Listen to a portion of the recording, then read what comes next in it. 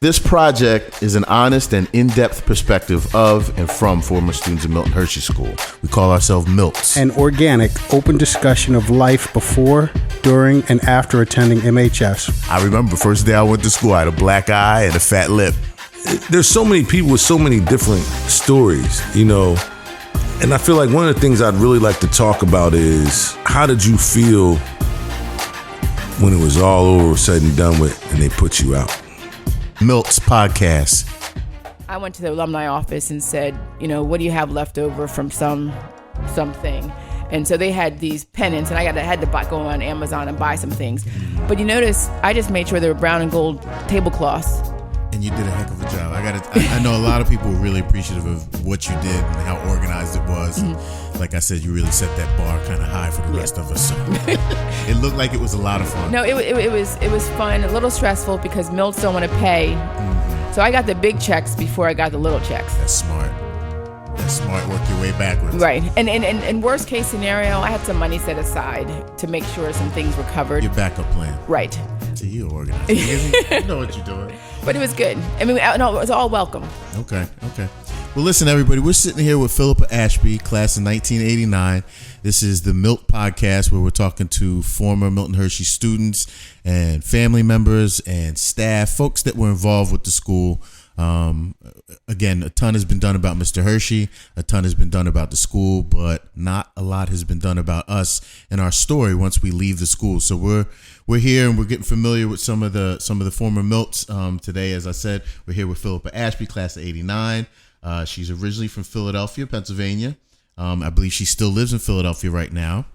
The burbs, as we like to say in Philadelphia.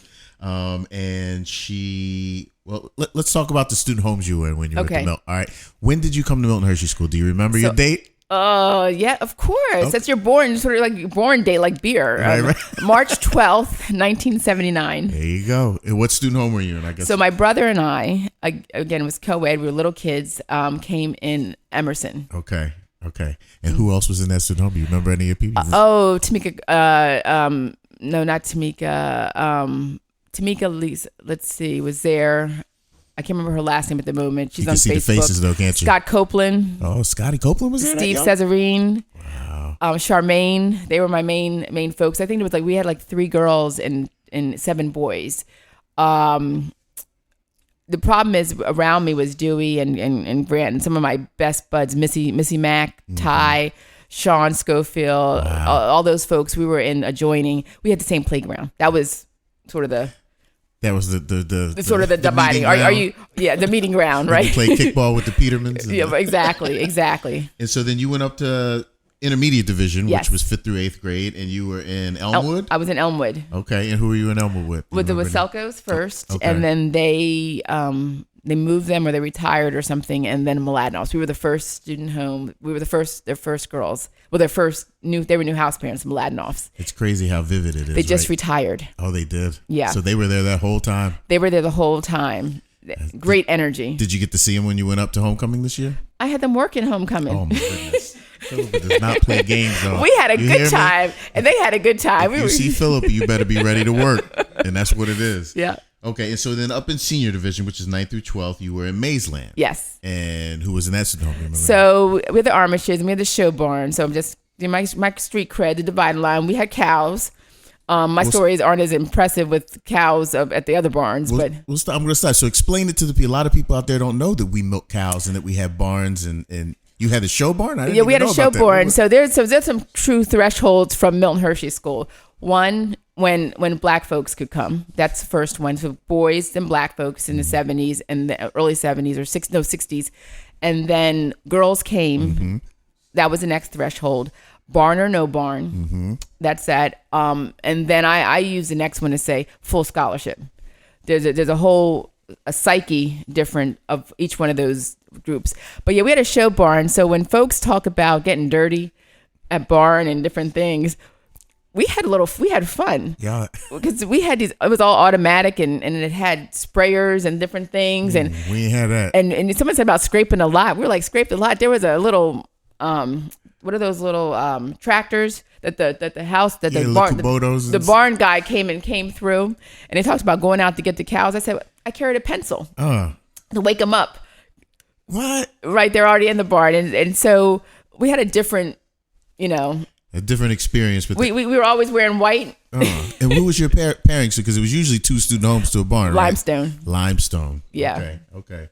And then so you're going to talk to Milton Hershey School and at the school with Warner and Agoe here in a little bit, but I wanted to talk to you about after you left the Milt. Sure. You went to Brown for undergrad? I did. Okay, and what did you study there? So I started off physics, but then I realized that Brown was a place, just a strong liberal arts organization, and my mind just was around, Right. Life is bigger than Hershey, Pennsylvania. Yes. And so I studied art earlier. My mom actually was an artist growing up, but I studied art history, political science. I actually finished up in sort of studying like privatization of public television, really an intersection of a couple of things. But I forgot, I actually studied in Belgium. I moved to Belgium for a while in between. I thought I needed to go find myself. My mom said, you need to find yourself at a school. And so I lived in Antwerp, Belgium. I moved over there, had an apartment, and How was that experience? oh, it was great. But I realized how much I didn't know. I realized, number one, I didn't know how to cook for myself. Like, That's interesting for a Milt. I feel like we had to cook for I could make some everybody. scrambled eggs. Right. You could make some bullseyes. I could make some bullseyes. Right. But I really didn't realize how just not worldly, but just how much I didn't know. I mean, I was so thrilled, again, being in Antwerp. The art school was there. It was an international place. I stood out as an American. I had some Canadians. They really stood out as Americans, wearing too much Nike gear. But I made the best friends. But the way I was able to study was from an European perspective. When I studied like the EC, European community, I would go to Brussels. I traveled to Nigeria. I traveled to Ghana. I was studying putting intercontinental roadways and what that meant from an international relations standpoint and economic theory. Right. I studied really the sort of things like the history of what children mean, and looking at that relative to our perspectives on just life, crime, and all sorts of things. I mean, application. It just really opened up my mind. And so when I came back to the United States, again, I had another perspective to look at things, not just so insular or myopic, but look at it of how what we do is just affects so many others and so many things. And not just immediately, but down the road, right? That's exactly that what you do today and those specific things aren't just about this moment in time. Okay. I mean, I was been so fortunate to have these experiences. And so did that lead you to Wharton? How did you, at that point, was that a conscious decision to go back to school and study law? So I knew I was going to do grad school. I mean, that was obvious. And so I had been carrying around, but the question was what? I didn't know if I wanted to get a PhD, in what, because you really need to be passionate in whatever you're going to do for a PhD, to really be successful in my mind. I have lawyers in the family, I have, doctors, Indian chiefs, all those sort of things. And so I wasn't devoid of sort of inspirational role models. For me, it was a matter of thinking what's right for me and trying not to just follow a path someone's setting for me. Right. Just because if you're smart and some of these things, sometimes you get on a path that's really not your own. Right. You need to be passionate. Exactly. And I think I'm still finding that out. So I actually, after undergrad, was with GE for quite a few years and some other top name organizations. But again, my energy, I have a certain energy. And with that, I worked for aircraft engines. And even though I didn't major in engineering, I actually was dealing with aftermarket spares and building parts around the country and around the world to go on CF6 engines. Interesting. So I knew blueprints and would be in factories and everything. I traveled through Asia. I would be down in Mexico, have my own goggles and hard hats because there are no OSHA standards in Mexico. But again, as a 20-some-year-old person, hopping on airplanes and doing this and having that sort of responsibility, I thought, okay, I'm pretty good at this. Now, after that, I actually worked for myself for a bit. And the reason being, before I went back to school, is to see, am I a good business person or am I a good worker? Right. You're still looking for inspiration. Still looking for inspiration. And being a good worker, that you can go to a company, doesn't mean you're right to me for an MBA and sort of the leadership and the responsibilities that come with that, or even entrepreneurship. And so putting myself out there, working with small companies, doing some consulting, having my own business, said, okay, I think business school versus law school is right for me. And so I applied to, again, looking at schools that sort of fit my ilk. I was looking for something that was not necessarily a case school, which is like Harvard and Darden, but more so that the style of education is more along the lines of Wharton. And I thought it was a good fit for me. Did it play in that it was at home too? Well, that doesn't hurt. I already own a house and everything else. Right, so right. I mean, you come home anyway, but I didn't know Right. if that had anything to do with your decision. No, I mean, I was looking at there in Northwestern. I mean, Okay. I'm sorry, Northwestern, I should say, that felt like a good fit. I wasn't afraid to rent my house out and do that kind of thing. But at the same time, being in a place where you can build an infrastructure, networking, everything else doesn't hurt. Right, right. And so you're born and raised West Philly, right? No, actually. No? For some reason, I thought that you and Sterl at some point lived behind Overbrook High School. So here's the thing. My family is all mainly from Tinton Falls, New Jersey. So our land, and this is sort of a bit of a backstory, and some folks definitely know this. So we're Black folks. Yeah. And I say that meaning we're Native American, Irish, the whole bit, right? Yep. And so my family owned land since 17-something. The Native Americans, like where Fort Monmouth was. So our whole family has been in New Jersey forever. The Irish folks came over by early 1800s by way of New York. And so that family's there. Black folks come up from the South. But our foothold is really in Monmouth County, New Jersey. Central Jersey, right? We have acres Northern Jersey. in Central. Central, okay. We have acres and acres of land there. My grandfather's company, he worked for an insurance company, moved him to Philadelphia in the late 60s. So that's the only foothold that we had in Philadelphia. That was it. And that's the Nassau where you're referencing. But when I was younger, before Milton Hershey, I actually was in New Jersey. And then we were up at Darby for a second, and that was not great schooling. Right. And so they were actually looking for some boarding schools. My family had been. My grandfather did boarding school. His siblings had all done boarding school back in the day. So it was in the family. Yes. It was a natural progression. Yeah. But so we have the Nassau Road, again, my grandfather's house. But New Jersey is sort of where, in the country, 10 acres of land running through and down the shore. So the barn was easy for you at that point because you know about Exactly. It was our farmland around there back in the day. Okay. Yeah. And so now Alchemy Inc. Yes. Can you tell us a little bit about what you're doing today? And Sure. So I've had the company Alchemy itself for, it's been 19 years now. Wow. That long. So even, I always want to say to people, just because you have a day job and a corporate job, you always have to have your hustle. Right. Spoken like a true Philadelphian and a true Milt. and the reality with that is it lays the groundwork and also allows you to practice a framework. So you're ready to go and ready to do when you're ready. And I've been done real estate a bit. And Wharton, I focused on real estate finance. So I can count a little bit.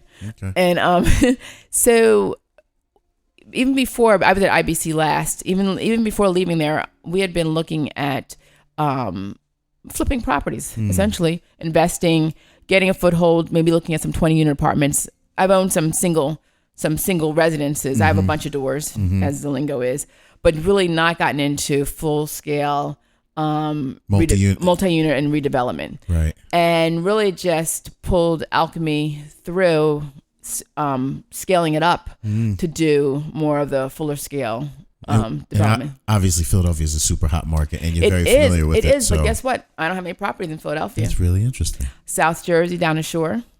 How about the Detroits and the Clevelands and the Baltimores? So here's the thing I've learned a little about myself, and I just did a stint. We just drove through Baltimore looking at some properties and have some things and have some stuff in DC.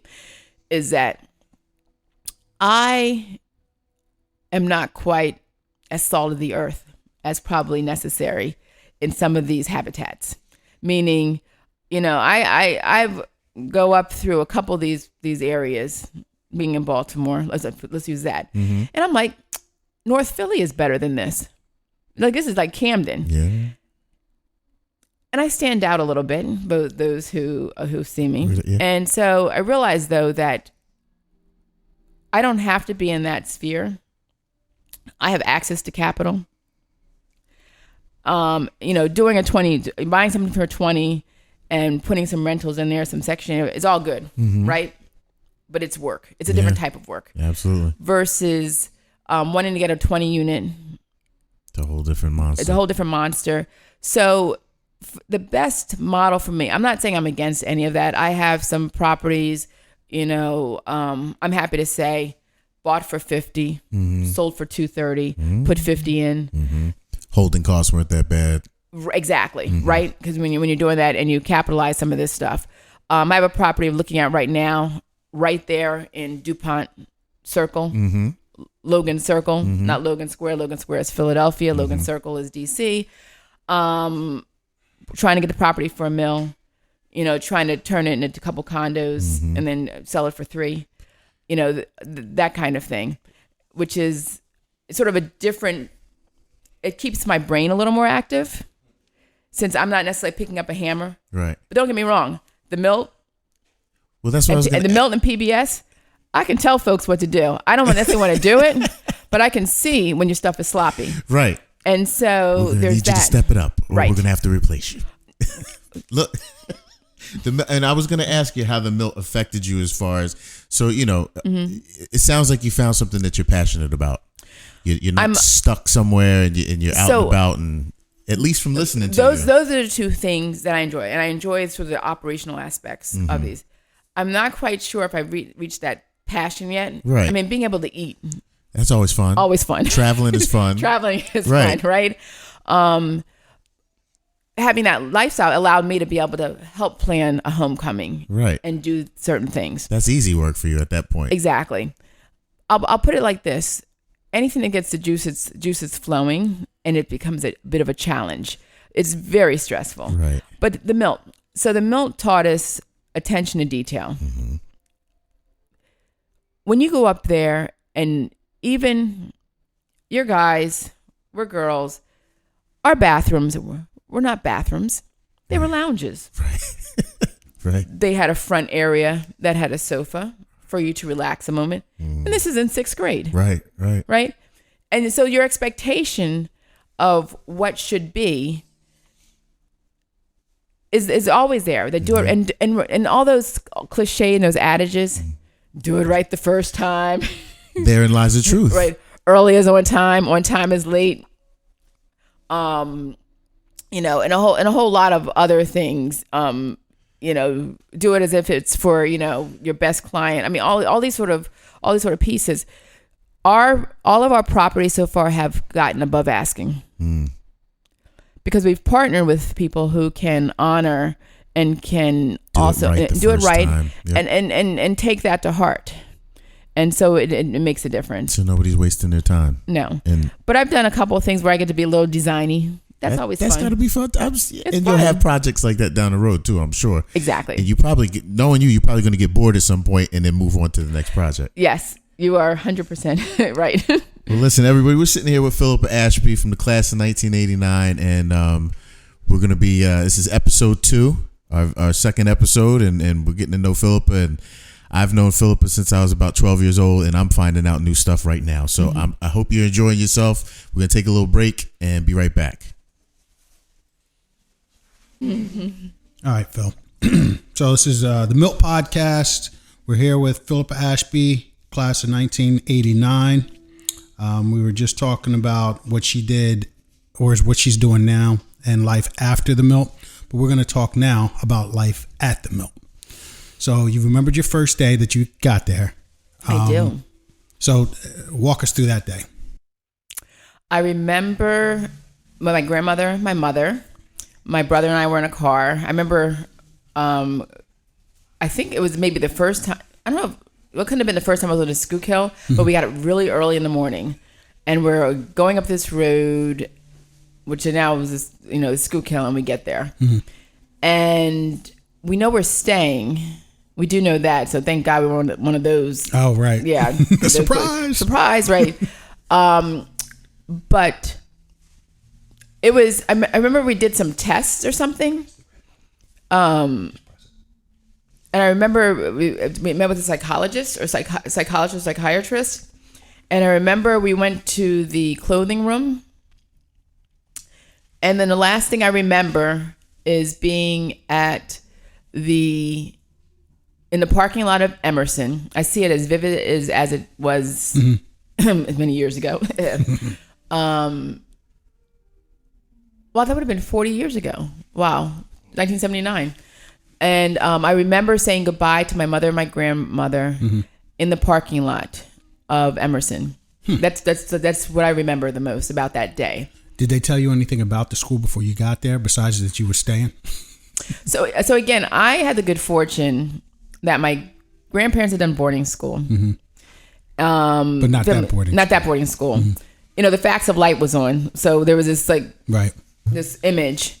But no, I mean, not other than that, no. Okay. And I didn't cry or anything. No. I think because I had spent time away from my mother in general, back and forth between New Jersey. She was in school. So it wasn't as though if I didn't see her the next day, my world had ended. Okay. So you get to the school, you see that you're in a student home. Yes. With a bunch of other people. Other than your family. What was your thoughts with that?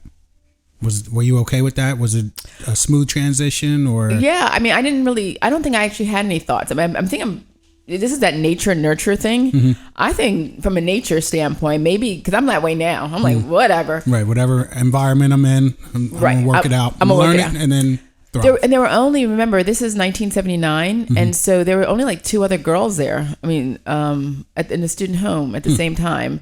So I remember Tamika.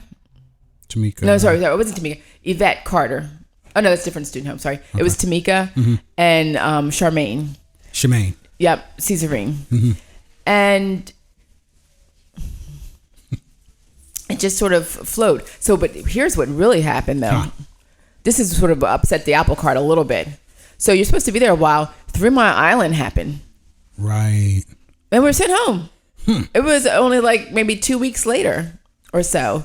And so now going back after that, I think I was upset. And I think what I found that for the next 10 years, I would be sad like those and cry probably the first sort of hours back or getting on the bus and coming back for like the first couple hours back at the school.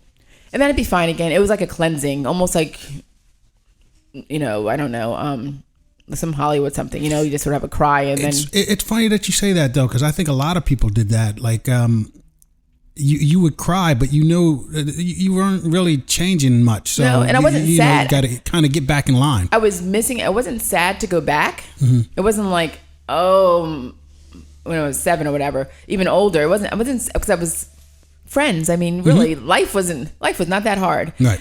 I mean, let's be honest. But I was sad for, you miss your family. Right. And then you keep on rolling. Keep it moving. Because then your friends are all there. And you're like, hey. And they're feeling a little sad too, but they're glad to see you as well. Exactly. Okay. So what student home were you in intermediate division? I was in Elmwood, and my brother was next door in Dogwood. And your brother? My brother. I know he said Sterling. Yep. And what class was he in? He was class of 87. Okay. So he was next door to you? Yes. So you try to do that with siblings. Oh, wow. I never noticed that. Yeah. They tried as much as... Right. I was in Weiser, and my sister came in, and she was in Dickinson, so that makes sense. Yeah. I never knew that. Makes sense. Okay, so I saw him every day walking to school. So you were in Elmwood. How was that? Do you remember who your house parents were? Sure. I had Mr. and Mrs. Waselko initially, and then I had Mr. and Mrs. Mladenoff. And Julie Mladenoff. Mr. and Mrs. Waselko. Mrs. Waselko was the epitome of refined lady, and she ensured her girls were always on the utmost. Oh, wow. Oh my goodness gracious. You were ladylike in every way. There was no other way. Mr. Waselko. And Mr. Waselko just kept the fort. He was like, "Can we go to a soccer game or something?" Football. Enough of this lady stuff. Right. Okay. Now, did you go to any other student home in intermediate division? I did not. So you stayed in Elmwood, and then you moved up to senior division. Yes. In your show barn student home. Yes, Maysland. Yes. All right. So let me ask you this: when you think of the Milt, if you had a couple of adjectives you had to use, just a couple, what would they be? Idyllic. Aspirational. And challenging. I always go back to once we graduated, the next day. And so it's like you no longer have all of those resources that we didn't realize that we had. So again, even though you did have a plan, which I feel like 70% of us did not, but I think you did have a plan.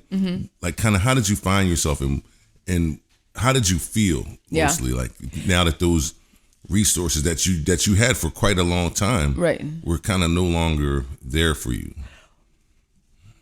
I can honestly say I was a bit naive, in that I didn't even know Boy George was gay. I thought he just liked to dress up. I just thought he. Hey, I'll tumble for you. Right? With it, I'm just stating my perspective was like, I don't think I realized what resources weren't really available until a little bit later. The sort of the day two of waking up, I had a house. I mean, you know what I mean? Right. I had Sure. family. I was well supported by my extended family. Okay. I had the good fortune to go summer in Switzerland, my junior year of high school, between there. And I had some experiences, some exposure that probably played into my ability to always think, if you think it, it'll happen. Sure. Somehow, some way. That said, where I really felt the challenge when I really started thinking about how to do things. So there's some, I think I missed out on some opportunities because I really didn't have the skills or wherewithal to build it myself. Okay. I'll use an example. I thought maybe I wanted to move to Europe permanently, or just use that as an example. Sure. But I really didn't have the steps in between that goal or that aspiration, and maybe what it meant to be on a real budget. Okay. Or some of these other catches that go there. Because even when I did live in Europe, when I was a student, I actually had relatives in Waterloo in Germany. Wow. So I still wasn't alone. You know what I'm saying? I really do. I never had that feeling that it was only me to be able to have to do something. And I think sometimes that feeling that it's up to you to make something happen and only you is a good thing. Sure. Because it just makes you dig deeper to challenge yourself. Now, that said, fast forward, I think my success, whether it be in corporate America, some of the other things, is that I don't act like I'm alone. When I organize a homecoming or something else, I know that our benefit and that it's only as good as a team that you put together. And that don't act like you're the best at something, because there's people who are better. And so my attitude is probably remains open versus I have to do this all myself.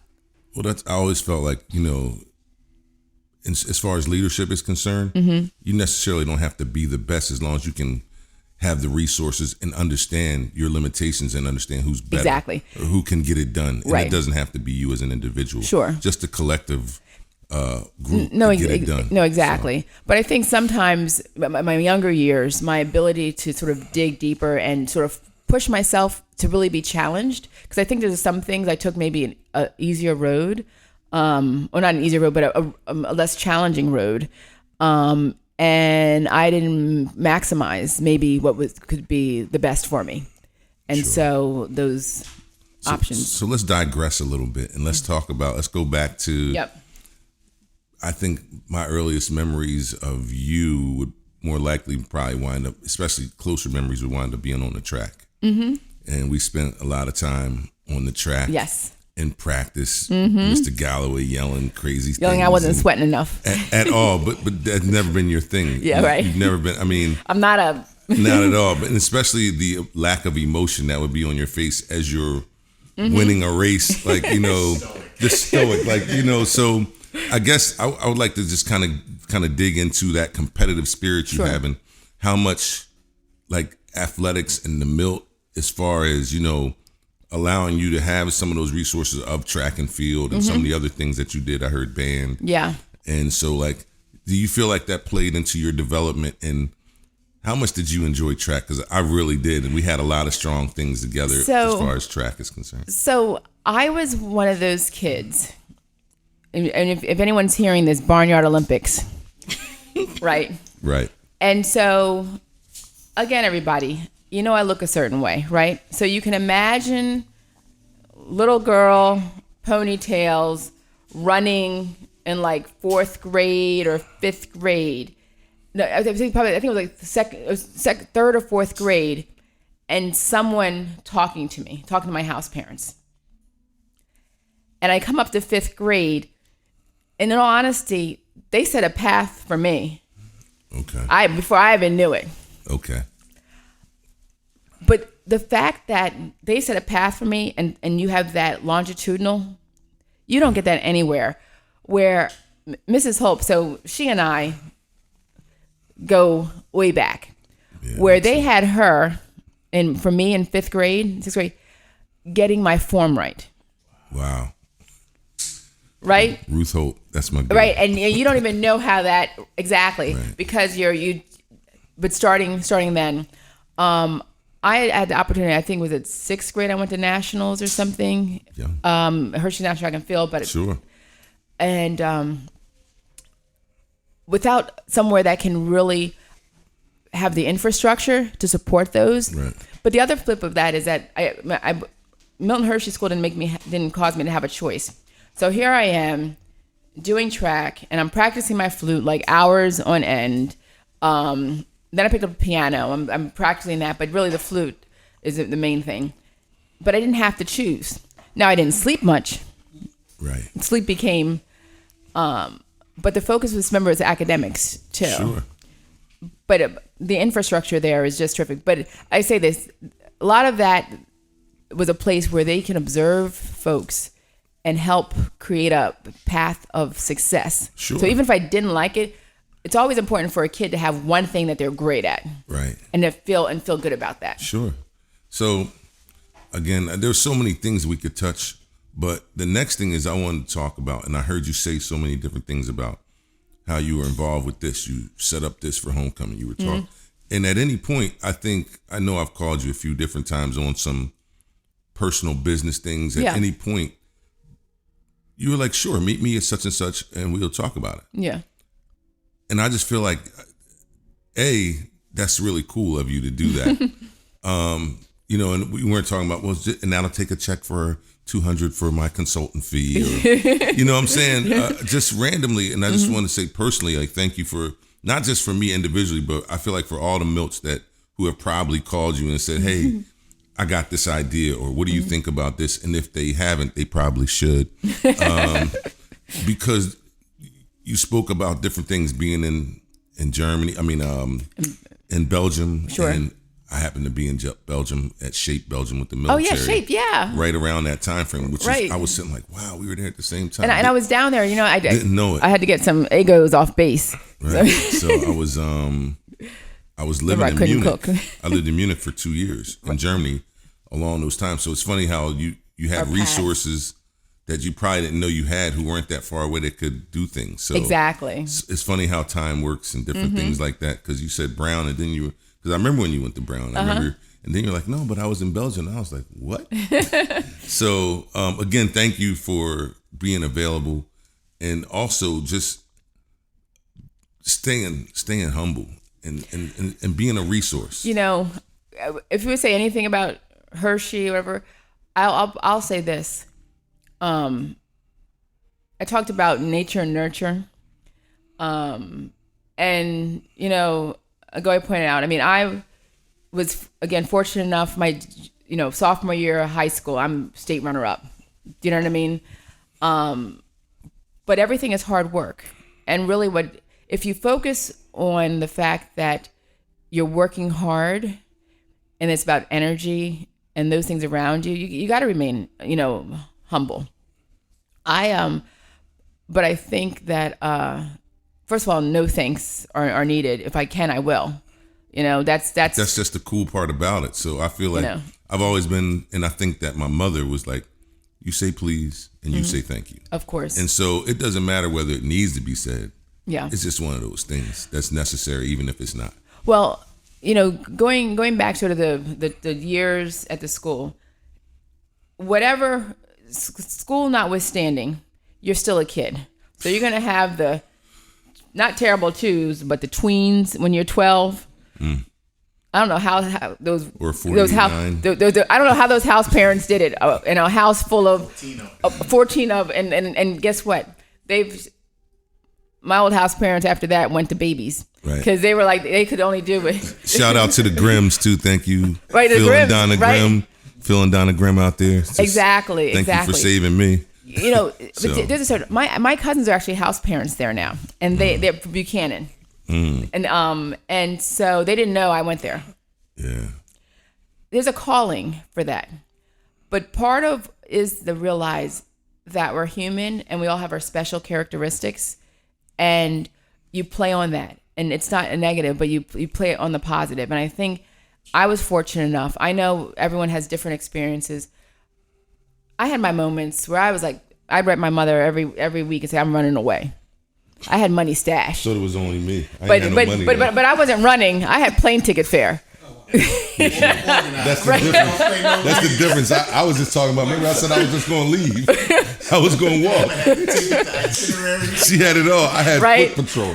You know, because again, it's all emotional. And it wasn't the school per se. It was being a teenager. Being a teenager is hard. You know, trying to find yourself is hard. And again, they do the shoot. Here's another example. In high school, we had a dance, and I had a Jackson Pollock moment. Again, I'd studied art even at the Milt and everything. And I took Maria, and we decided our poster. For those of you who don't know Jackson Pollock, please look it up. But the artwork is a very thrown paint and a bunch of other things. Maria and I decided our banner for the homecoming dance was going to be in that style. The room, it was a classroom. We had paint on every piece of anything that could do it, you know? I mean, we had, it was great. It was so free. Oh my God, it's such freedom. Right. And they didn't come and say, what the HE double toothpick are you doing? All of the kind of stuff. They took a deep breath. And we just said, we were inspired. It's Jackson Pollock. And they're like, good on the Jackson Pollock. Now go get a mop. Nice. Nice. You know, that's the right energy, sure. Right? They don't crush it. They didn't crush our spirit, which is why maybe that's why we're a little crazy today. But that's that works, right?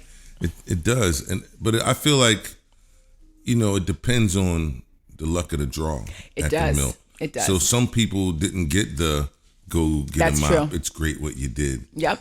Some people got the opposite. Yeah, and it would be yes. Right. So I mean, and some people were picked on. There are some folks who left, that. and it breaks my heart. It truly breaks my heart. Because there's some folks there that were not ready for prime time, and they had their own issues and hangups. I just say this to any of those folks. We communicate offline many times. Is that I'm going to repeat some of the words from folks' class of in the 60s and the 70s, those guys.